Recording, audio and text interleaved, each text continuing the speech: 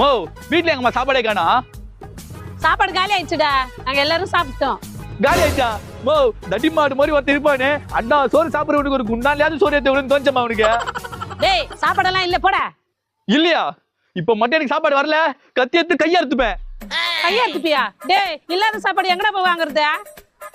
பக்கத்து வீட்டுல போய் சாப்பாடு எடுத்துவான், இல்ல கையா எடுத்துப்பேன்.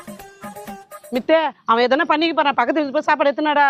A few minutes later. அப்பா ரொம்ப பசி எடுக்குது. மாமா இந்த மாமா என்ன சோறு பிணைஞ்சு வச்சிருக்கு, பரவாயில்ல. கறி குழம்பு செம்ம டேஸ்டா இருக்கு. டேய் என்னைக்கும் நம்ம வீட்டுக்கு வராத நான் ஏன்டா இப்போ வந்து உட்காந்துக்குது? பின்ன அதுவும் சாப்பாடு எடுத்துன்னு சாப்பிட்டா இங்கதான் உட்காந்துருக்கா. அதோட சாப்பாடா? ஏன்டா அப்படி பண்ண? ஏதாச்சும் பண்ணி போறதா பண்ண. ஒழுங்கா சாப்பாடு குடுறா குண்டா.